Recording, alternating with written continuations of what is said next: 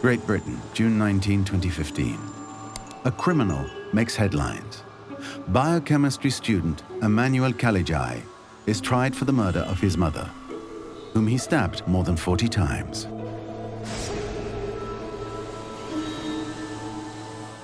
Emmanuel Caligari dressed up in his mother's pink tracksuit to create an alibi for himself and to pretend that she was still alive. All the British tabloids said it was the new Norman Bates, the new psycho. That shows how deeply the character of Norman Bates is anchored in popular culture. Norman Bates, the cult anti-hero of the film Psycho by Alfred Hitchcock, the most famous knife killer in cinema history. A shower and music that no one has forgotten. An historic scene that has been reproduced and parodied hundreds of times. I think, quite honestly, that the part that I think is so interesting to me is that, whether it be Hannibal Lecter or Norman Bates, is how much the audience likes them. They like them. They have an affection for them. 5 actors have brought Norman Bates to life on the screen. Anthony Perkins and Vince Vaughn for the cinema. And 2 former child stars of television. Henry Thomas, escapee from E.T., and young Freddie Highmore, who went from the cute kid in Charlie and the Chocolate Factory to the increasingly psychotic young man in the Bates Motel.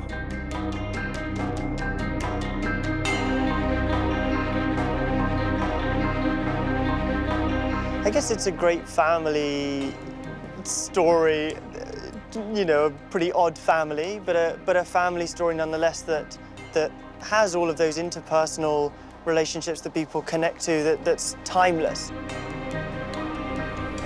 From Halloween costumes to t-shirts, not forgetting shower curtains, the clues point to the same conclusion. Norman Bates is one of the most iconic serial killers in pop culture, whose smile still hides many dark secrets.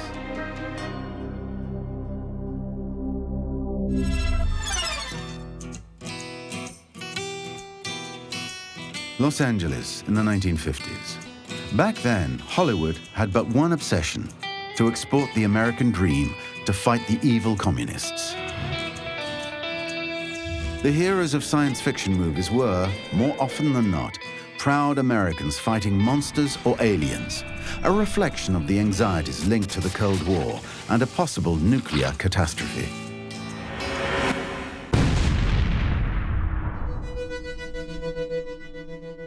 When the latest Alfred Hitchcock was shown in cinemas in 1960, it jarred somewhat. It was neither film noir or science fiction, and it wasn't really a horror movie. A kind of psychological thriller that came out of nowhere.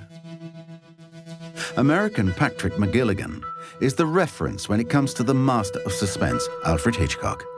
It's a real, benchmark film. That character was very carefully crafted to be a template, of a type, a certain kind of person, maybe a rare person, but nonetheless a certain kind of person that once we have seen him becomes familiar to us and becomes someone we can never forget.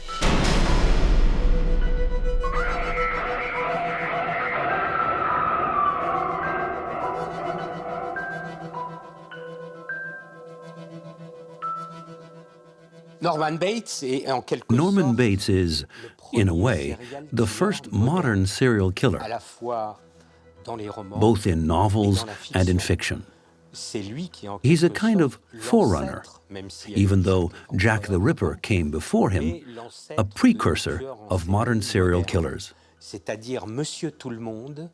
A Mr. Average who commits insane acts with a macabre ritual. It's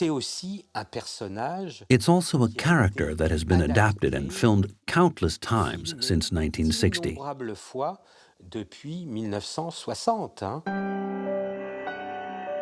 This is the very latest Norman Bates, Freddie Highmore. He's the hero of the series Bates Motel, which takes us back to the character's origins. It's been more interesting, I guess, to show him, you know, smiling and relaxing in those happier moments. The sort of most delicious ones to play are when you know what's going to come. You have that sort of impending sense of doom and tragedy, but he doesn't quite get it in the moment. And even if he's smiling perfectly naturally, viewers will interpret it as something a little more than that because they know who he really is. Yeah. Norman Bates, a name that still sounds like a knife through flesh. A character that did not come from Hitchcock's imagination. Norman Bates. His name appeared several years earlier in a novel by Robert Bloch, author of crime and fantasy novels. Stéphane Bourgoin, a writer specialized in the study of serial killers, knew Robert Bloch well. After meeting several times, the two men became friends, so much so that the writer eventually became godfather to Stéphane Bourgoin's son. Robert Bloch, in 1957, Robert Bloch was living in Wisconsin in a very small village located around 40 miles from the same plain-filled Wisconsin where Ed Gein operated.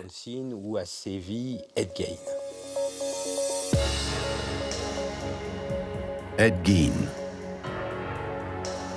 an anonymous local farmer, was the chief model for Norman Bates's personality.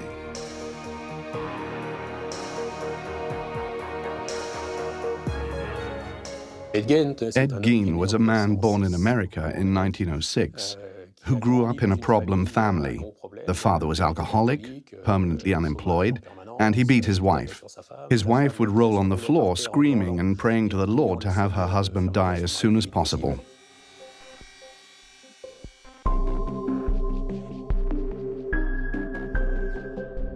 He grew up on a farm initially. Then his parents changed occupation and bought a butcher's business.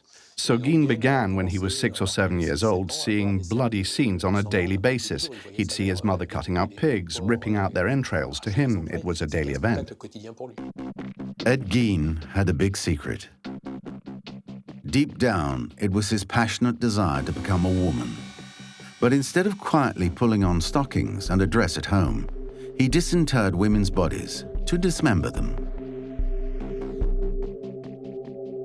Gein was looking for something fundamentally simple in these graves. That is, he wanted to change into a woman, so he would salvage the faces of these women he had selected. He would salvage the breasts, he'd recover the vulvas, and then he'd make masks. He made himself a torso from various pieces salvaged here and there, which he'd wear on the night of the full moon and dance in his garden or in the woods. The cemetery soon lost its interest for Ed Gein. He then turned to the women in his circle of friends who were quite alive. I think we can estimate around a dozen additional victims by adding all the disappearances and all the corpses recovered at his place for which there has never been any explanation. Upon his arrest in 1957, Americans were struck by the atrocity of his crimes. Ed Gein immediately became an horrific legend fueled by a fascinated press. Like a character from a horror tale, there are nursery rhymes and songs devoted to him.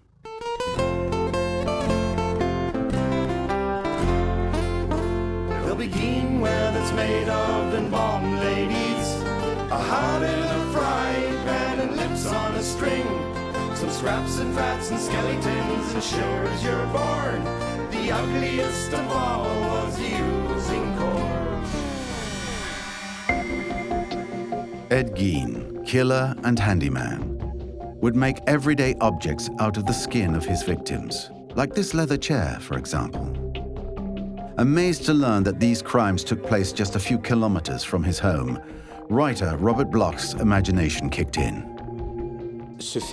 Right away, he was struck by this new story. And in 7 weeks, without interruption, he finished Psycho, the novel. Over this footage from Stéphane Bourgoin's personal archives, Robert Bloch opened up about the American media's fascination for serial killers.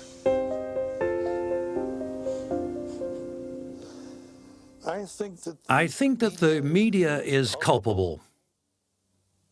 To a great extent Culpable to a great extent in its handling of the phenomenon of serial killers. There's a sensationalism injected into these cases. And there's very little restraint when it comes to lengthy positions on attitudes, backgrounds, and the persona of the killer. Persona of the killer. True to his convictions, Robert Bloch didn't commit to paper, a carbon copy of Ed Gein. He cherry-picked certain horrific details of his story and invented a much more fascinating character. His pen transformed Ed Gein from farmer into motel owner, one who suffered from a split personality. He baptized his fictional character Norman Bates, the first two words the reader sees upon opening the book, Psycho.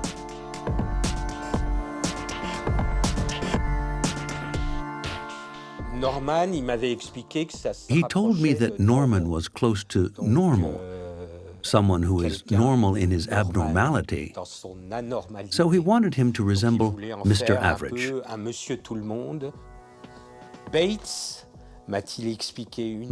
he once told me, was a neighbor from his village that he hated, who had a dog, or two dogs, I don't recall.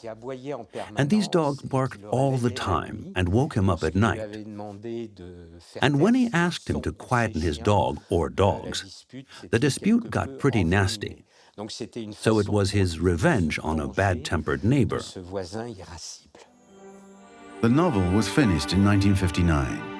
Yet despite the public's taste for the sordid misdeeds of Ed Gein, the book Psycho received a lukewarm reception. But one extremely favorable critique appeared in the New York Times, a newspaper read daily by Alfred Hitchcock.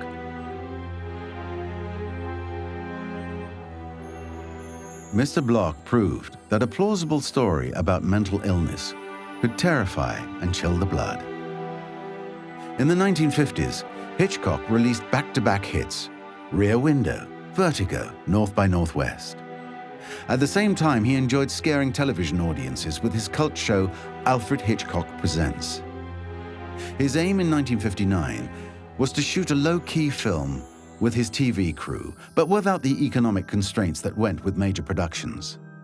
And with the novel Psycho, he finally found his next subject.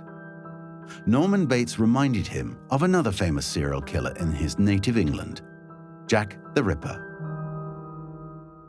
Hitchcock got this fascination with strange, creepy serial killers from his boyhood, because he was raised in the same area of England that Jack the Ripper terrorized women and killed them. And that had happened before he was born. Nobody had caught Jack the Ripper, as far as anyone knew for sure, still to this day.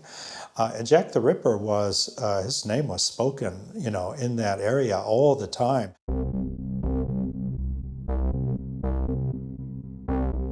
Every few years, he goes all the way back to Jack the Ripper, and he brings it forward in time, making it contemporary. So when he sits around, in about 1959, reading Robert Bloch's novel, I'm sure he went. Hitchcock immediately bought the rights to the book. Robert Bloch's agent received an offer of $9,500, unaware with whom he was actually negotiating. It was Hitchcock's habit to conceal his identity when buying the rights. So Robert Bloch's agent receives a line proposal covering the book's adaptation for the screen. He's told it will be shot in black and white, so he automatically thinks it's a low-budget film, even though the letterhead is that of a major company, Universal Pictures. The script remained faithful to the plot of the novel, but one crucial detail was changed. In the novel, Bates was a plump, rather disturbing man of around 40. On his screenwriter Joseph Stefano's initiative, Hitchcock turned him into a clean-cut young man, the kind of person about whom you'd say, oh, he wouldn't hurt a fly. Hitchcock then set his sights on an actor who was creating a buzz in the industry back then. Young Anthony Perkins.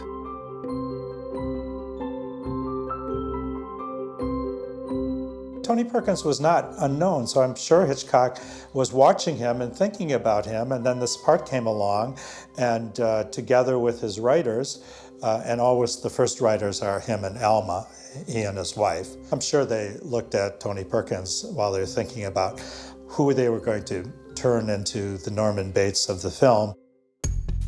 The Hitchcocks were intrigued by the sexual ambiguity given off by Anthony Perkins, a troubling impression that would be put to great use in the character of Norman Bates.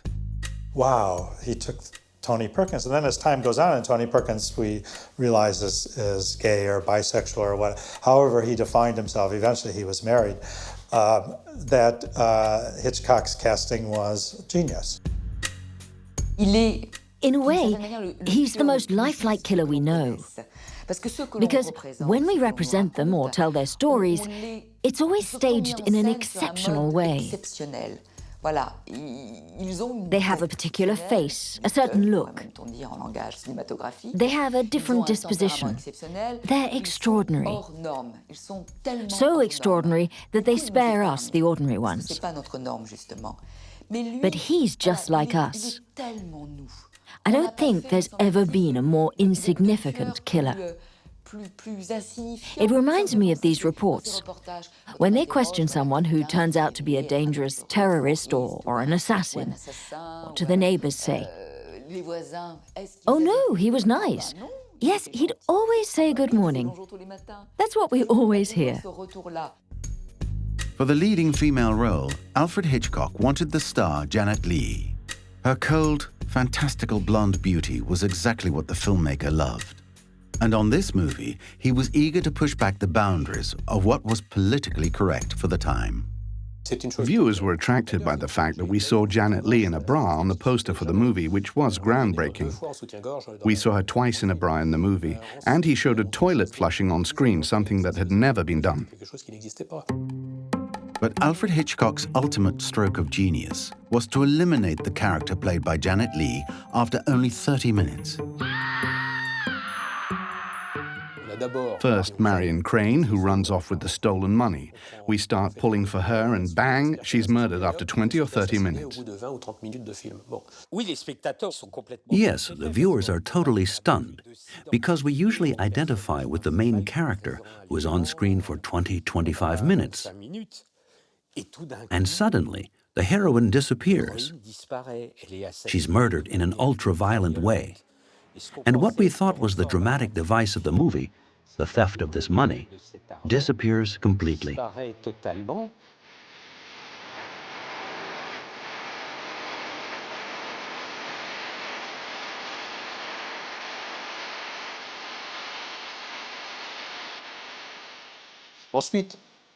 Then Hitchcock, he turns the situation around, shifting our allegiance behind Norman Bates, who appears to be a poor boy trying to redeem his mother's disgusting acts by cleaning up the blood and moving the body. The shoot went by at breakneck speed, and in just a few months, by the end of 1959, the film was in the can. Then, Hitchcock's sole concern was to preserve the mystery around Norman Bates and the evil eating away at him. If the secret of his split personality were to get out, it would kill the film's suspense and its final twist. So to avoid leaks, Hitchcock ordered his assistant to buy all available copies of Psycho from bookstores. And to perpetuate the mystery, he drew inspiration from his French alter ego, Henri-Georges Clouzot. Clouzot came along with Diabolique. He, set up and said, pretty good, When Les Diaboliques came out, on the posters, Clouzot had directly instructed his viewers to keep the plot secret. Don't be diabolical. Don't spoil your friends' interest in this movie by telling them what you have seen. they'll thank you for it. Impressed, Hitchcock would do exactly the same for Psycho. This will enable you to better savor Psycho. And when you've seen the movie, don't reveal the ending. It's the only one we have. Clouseau was undoubtedly emulating Hitchcock, not the other way around. And what Hitchcock did was go after the writers of, and it's a much more Hitchcockian strategy to go after the writers of Diabolique and then get their material for Vertigo. Mystery, sex, disturbing drama. From the movie's release, all the ingredients were in place to make Norman Bates the icon of crime he has subsequently become. They asked all the movie critics to send them their articles before they appeared in the media. So there really was a blackout on Norman Bates and his mother. This created such anticipation that from the very first screenings there were gigantic lines outside the theaters. It was then, in 1960, a real thunderclap. I mean, it was a tremendous success. It was a tremendous controversy.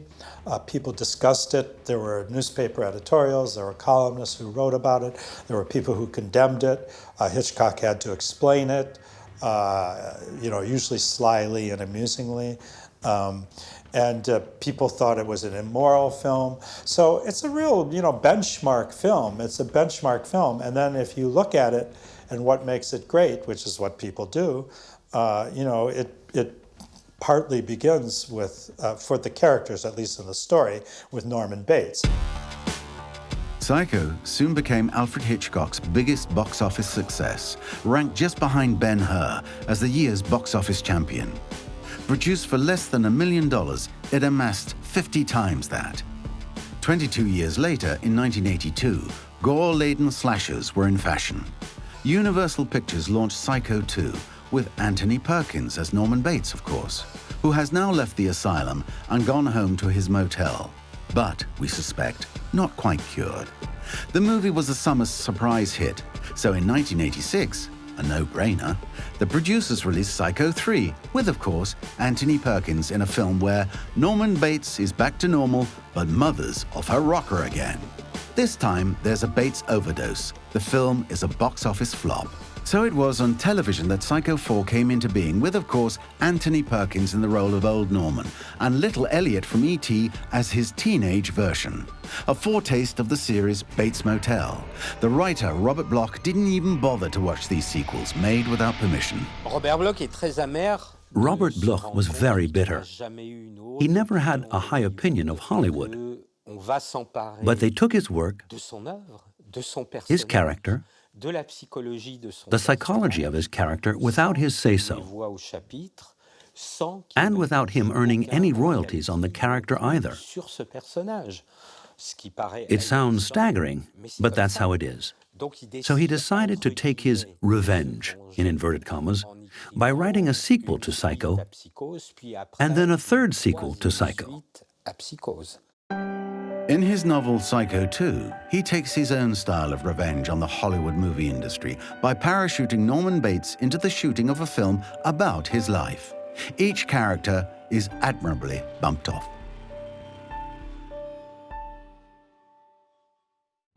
Norman Bates takes an almost experimental turn in 1998 when Gus Van Sant tackles an almost shot-for-shot remake of the movie Psycho, but this time in color, with Vince Vaughn playing Norman. But the experiment was cut short by the box office, as the title made only $21 million for an investment of $60 million.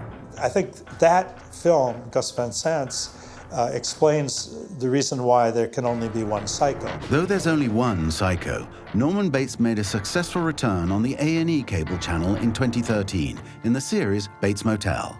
But the success of a 50-year-old movie isn't enough to explain this enduring fascination for Norman Bates. Norman has become an icon just like Marilyn, an icon whose face can be tattooed on the body. And there are other symbolic clues, which have turned Norman Bates, as schizophrenic, as worrying as he is seductive, into an unforgettable icon of crime. Norman Bates is indissociable from his motel, almost a character in its own right, which participates in the legend of its psychopathic hero. The motel, which appears more than ever as the focus of all terrors made in USA, where the monsters of the past lurk, and of the unconscious. In 1960, in a Here we have a quiet little motel, tucked away off the main highway, and as you see, perfectly harmless looking, when in fact, it has now become known as the scene of the crime.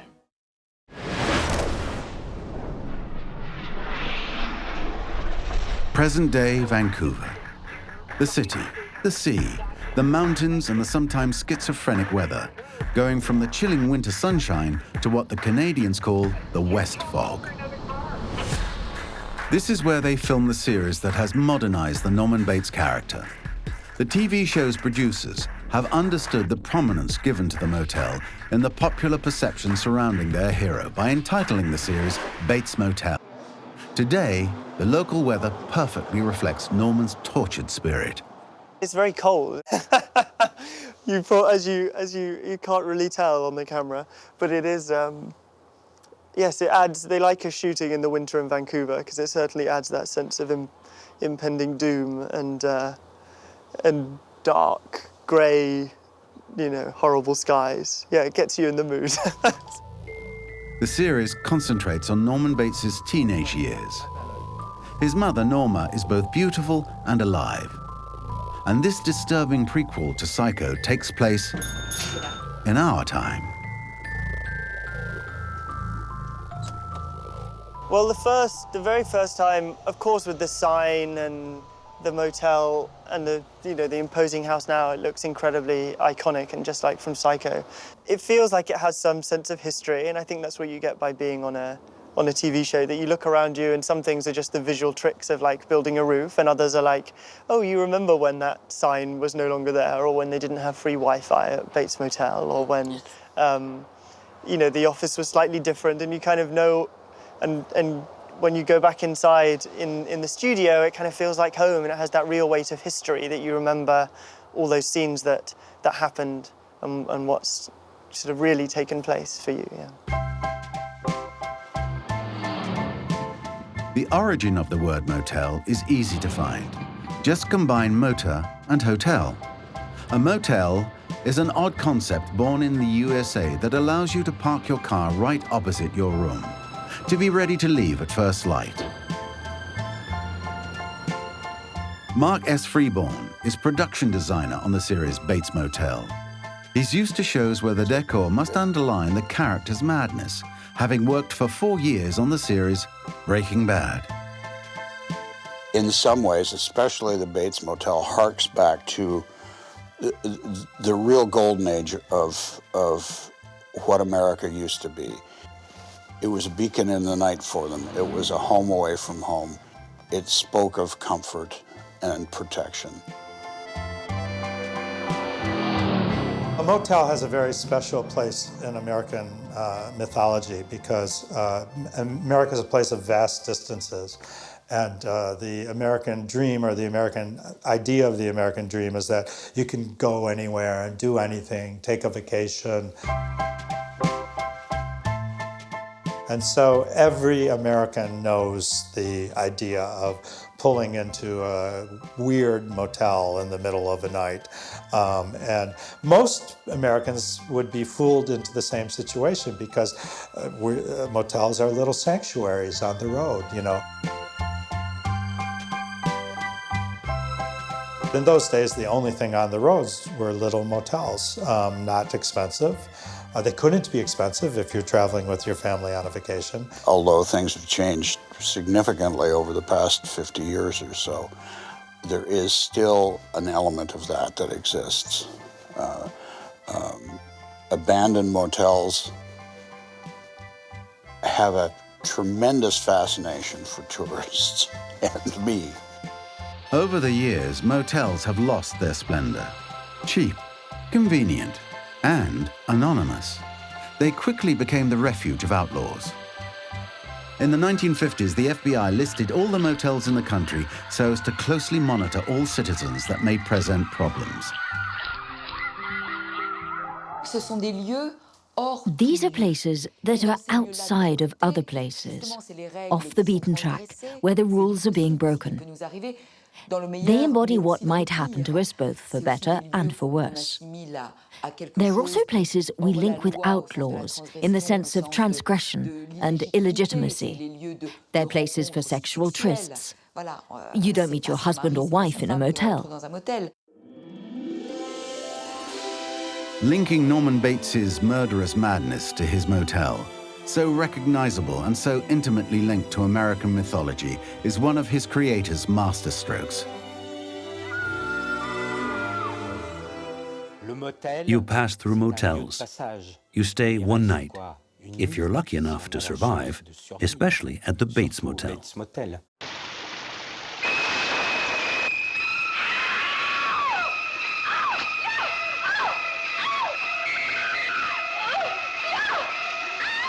This rapidly cut footage took 7 days of work out of a total shoot of 3 weeks, more than 70 takes and over $60,000. A huge amount of work for just 45 seconds of film, which shows the fundamental importance of this scene in Hitchcock's eyes. The viewer, in the position of voyeur, will viciously watch this naked woman be murdered in the shower, becoming, through the camera, her murderer and her executioner.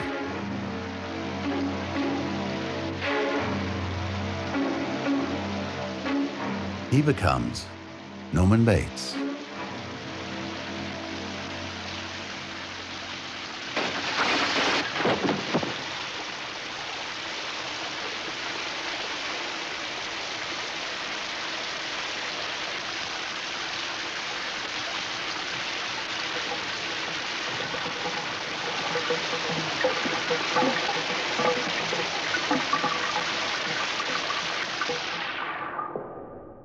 I wouldn't say that Hitchcock is perverse. I'd say he's very clever, that he puts us in an extremely uncomfortable position. What if we were just a little bit the killer, capable of this impulsive outburst of violence? I think it involves us in an extremely disturbing way, and it can be enjoyable, which perhaps is the most disturbing aspect.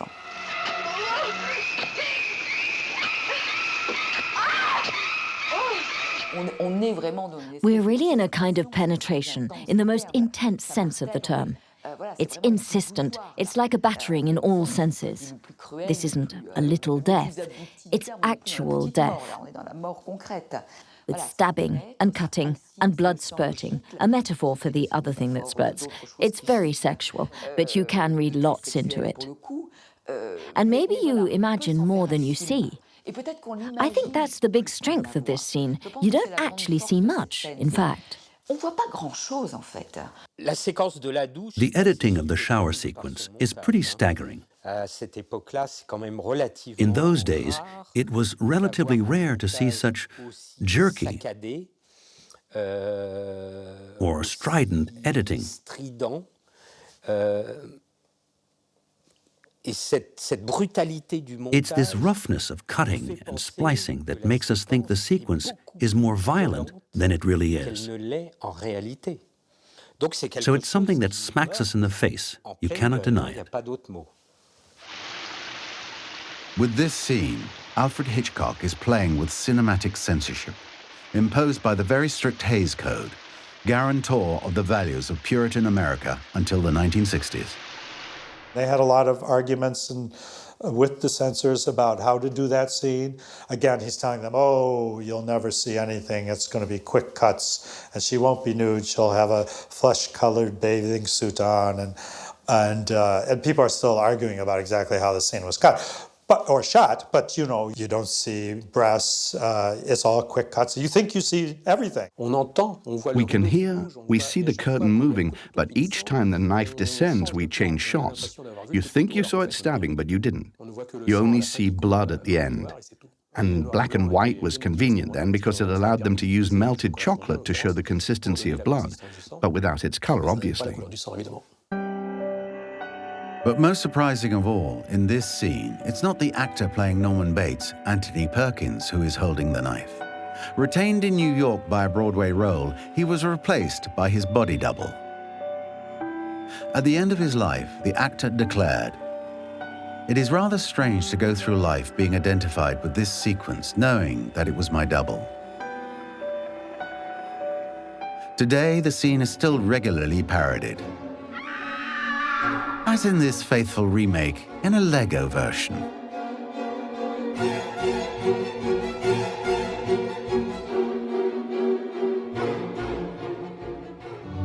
It's even been used for comedy in this French series.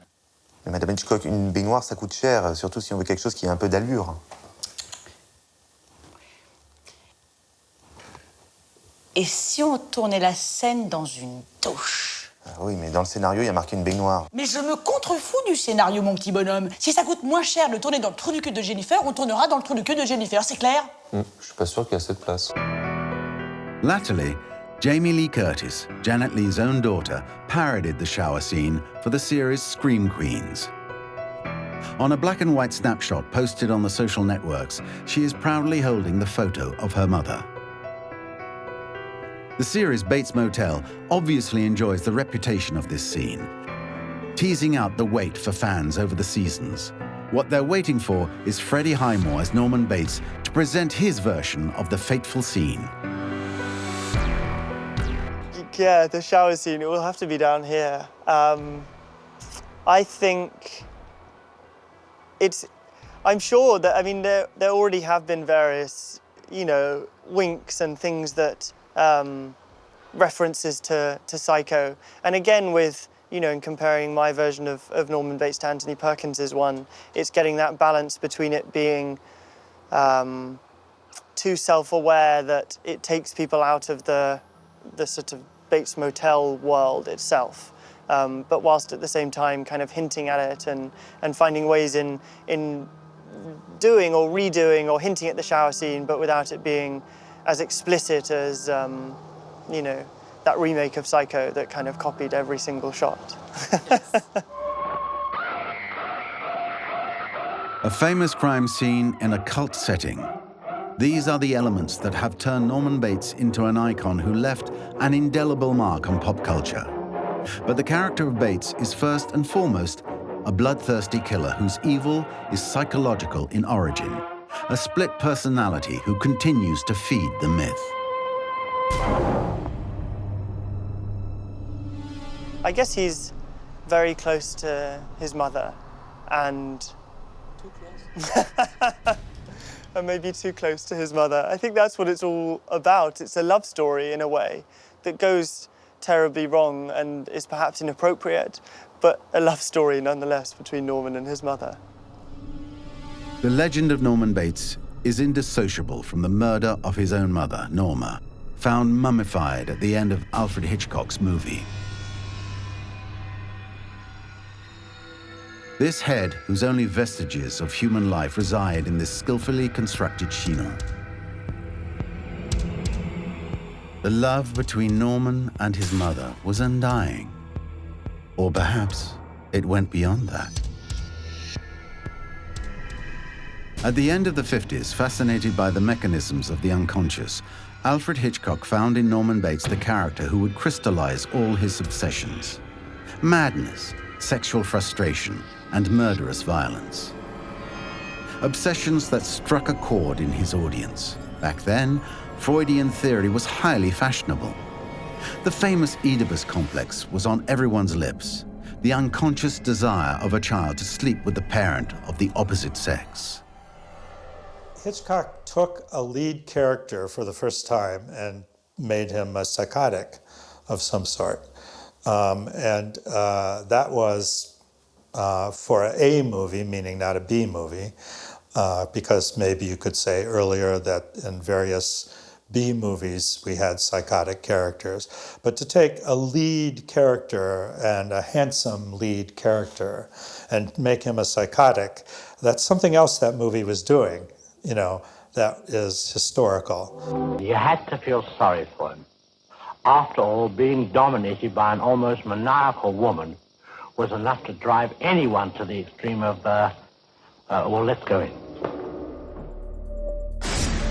If the unstable relationship between Norman Bates and his mother is only one of the elements of the film Psycho, the series Bates Motel chose to make it its main focus.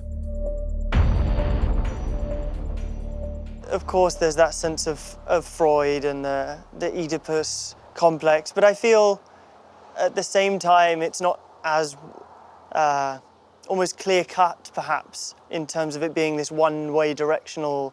You know, Oedipus complex always talks about, you know, the love for the mother, and I think in what makes it so interesting and complex in Bates Motel is that it's mutual, and of course there are sort of sexual barriers that it crosses, and mostly from Norman's point of view, but there is this incredibly strong bond and need for each other that both Norman and Norman have that goes beyond Norman just desiring his mother.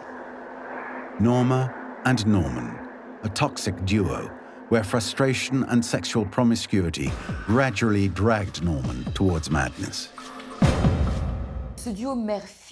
This mother-son duo is psychically dangerous in the sense that, well, already it's dangerous for any young man who completely becomes his mother's ultimate goal, his only reason for living, his passion. Here, the term castrator wouldn't be misplaced. She cut off everything he had, any semblance of independence, pleasure, desire, because desire takes you elsewhere. It forces you to look around you, to see other people than Mummy. The way I imagine this duo, she prevented everything, closed off everything.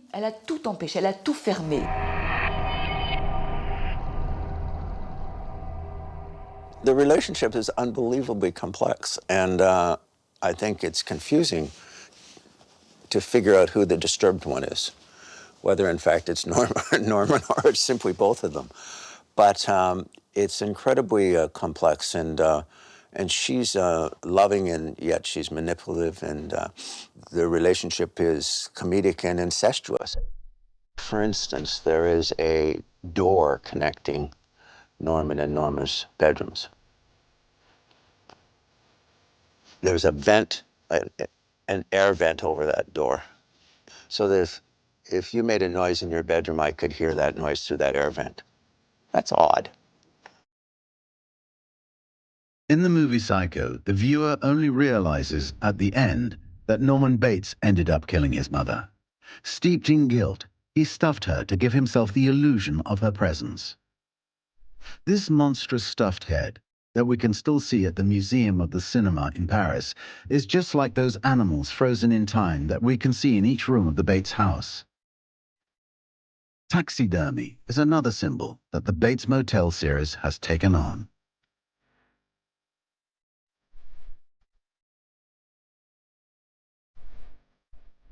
I guess it's his hobby. You know, every taxidermy is Norman's hobby. Everyone needs a good hobby, something to occupy their mind. Yes, Yeah. it's pretty weird, isn't it? I know, you should just be like playing football out on the... It just doesn't seem to quite fit somehow, but maybe it'd be fun, you know. Norman like practicing keepy-uppies out on the grass, or like scoring goals past Norma. Maybe in a different version. If only that could have been the case, and he hadn't have chosen taxidermy. Yeah.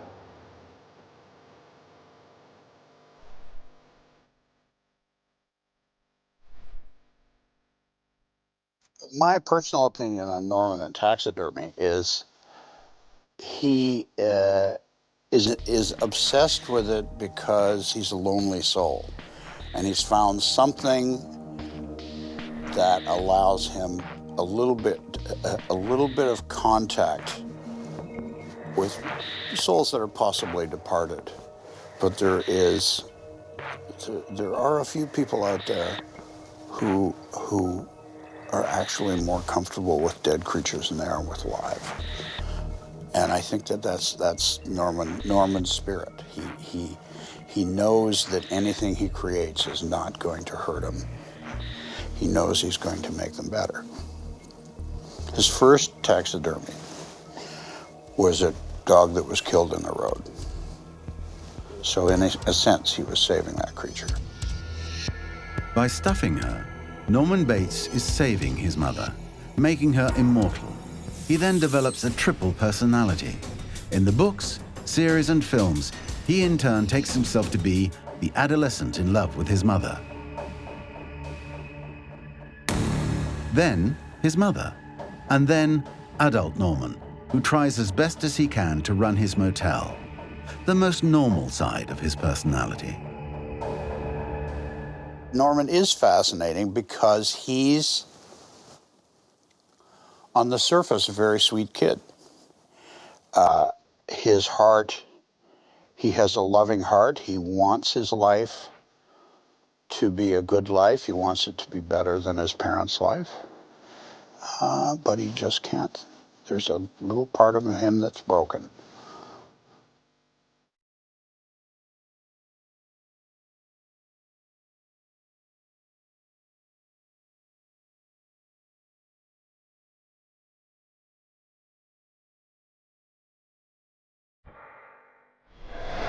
There are always areas of shadow with Norman Bates. Areas of shadow that beg to be explored. His demented, tortured spirit continues to travel through time. There's a few questions that haven't been answered for us about Norman as a killer. I don't think that we'll ever know until the very end of the series. The name of Norman Bates has crossed the eras, but for him, there'd be no Fight Club, no Black Swan, no schizophrenic murderous anti-hero. There are a few characters in the history of film that you could go on the street with a poll and ask the public, who is Norman Bates? I'm not sure how many, but you'd get some, who would know actually his name. That's how powerful it is. And Anthony Perkins, I don't know what happened when he died, but I'm sure they said Norman Bates died. Norman Bates survived his first leading man and continues to live on behind the features of Freddie Highmore.